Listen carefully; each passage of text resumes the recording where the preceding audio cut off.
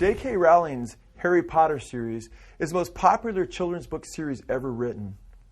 Rowling's books and the subsequent movies based upon her books have helped initiate countless children into different forms of occult ideology. While Rowling acknowledges that sometimes it will take as much as a week to work something out in her stories, she admits that the initial story of Harry Potter and many of the other characters came in a stream of consciousness. Rowling admitted, quote, "Harry as a character came fully formed, as did the idea of his sidekicks, the characters of Ron and Hermione, who was the brains of the threesome." She said, "It started with Harry, then all three characters and situations came flooding into my head." Rowling describes the way that she writes as though she is often in a stream of consciousness, and that at times she is only taking notes of things she sees and hears in what sound like visions. She states, quote, "I see a situation and then I try to describe it as vividly as I can," end quote. "I have a very visual imagination. I see it, then I try to describe what is in my mind's eye." For author J.K. Rowling, it all started on a train. It was 1990, and she was traveling from Manchester to London. Rowling describes her own writing ability in writing the Harry Potter series, much in the same way she describes the channeling of spirits that takes place in the Hogwarts School of Witchcraft and Wizardry. Is it possible that J.K. Rowling herself is being used by spirit entities to indoctrinate our children into witchcraft? Joanne Rowling not only describes her introduction to her main characters in such a way as describing what she sees, but Rowling states that when she writes the dialogue between characters, she simply takes notes from what she hears almost audibly. She states, quote, "And I do love writing dialogue. Dialogue comes to me as though I'm just overhearing a conversation," end quote. Blavatsky is an obvious reference to H.P. Blavatsky, as Blavatsky is a perfect anagram for Blavatsky, who shares the same initials as Harry Potter.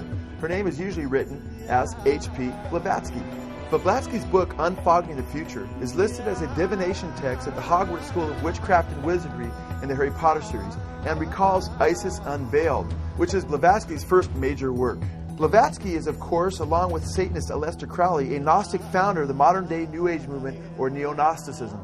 Blavatsky in her Secret Doctrine quotes occultist Eliphaz Levi approvingly, stating, quote, "Satan is the angel who is proud enough to believe himself God, brave enough to buy his independence at the price of eternal suffering and torture, beautiful enough to have adored himself in full divine light, strong enough to reign in darkness amidst agony, and to have built himself a throne on his inextinguishable pyre. The prince of anarchy, served by a hierarchy of pure spirits." We saw earlier how both Blavatsky and Crowley taught that Satan liberated humanity from the Creator as he initiated Eve in the Garden of Eden. Harry Potter's escape from the world of Muggles, which are non-magical human beings, is precipitated by a communication that takes place between Harry Potter and a serpent. Harry Potter escapes from the material world of the Muggles to the spiritual world of witchcraft and wizardry. After Harry Potter escapes the world of material illusions, he finds out that he actually has godlike powers. But it's interesting because J.K. Rowling also seems to be patterning the life of Harry Potter after the life of Satanist Aleister Crowley. Like Harry Potter, Crowley abandoned his strict upbringing, claiming that his mother was a tyrannical religious bigot, and went on to discover that he was a sorcerer joining several occult orders. Like Harry Potter, Crowley realized he was a wizard as a preteen. Crowley stated, quote, "Before I touched my teens, I was already aware that I was the beast, whose number is 666. While Crowley would claim to have committed several human sacrifices, he claimed that he killed his first cat at the age of 11. According to J.K. Rowling, Harry began to find out that he was a wizard at age 11. In Harry Potter, The Goblet of Fire, page 20, it is stated, quote, "It had been enough of a shock for Harry to discover on his 11th birthday that he was a wizard." As in Crowley's Satanism, in the Harry Potter series, the number 11 takes on special significance. Crowley writes that, quote, 11 is a number of magic in itself. He also writes that 11, quote, is a sacred number par excellence of the new age or new eon.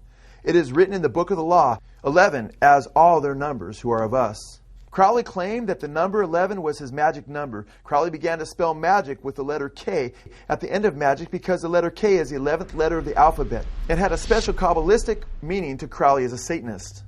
Not only does Harry realize that he has occult powers at the age of 11, but the length of Harry's wand seems to have special significance, as is perfectly suited for Harry Potter. In Harry Potter, The Goblet of Fire, page 310, we read, quote, "Harry had weighed what felt like every wand in the shop.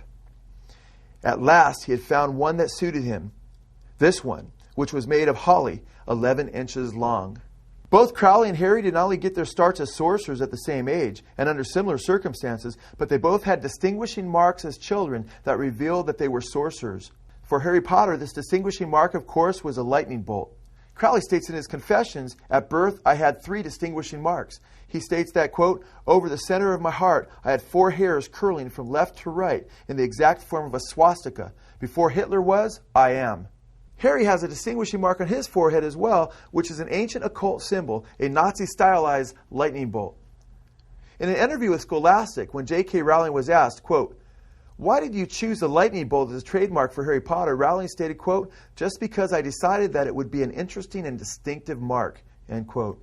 It is interesting that Harry Potter's lightning bolt and Crowley's swastika both share a similar occult history. The lightning bolt has long been a symbol in the occult and Satanism. Crowley taught that the Satanist was to find his own magical path, and that he was to follow the satanic maxim, "Do what thou wilt," shall be the whole of the law, to realize his true destiny as a magician.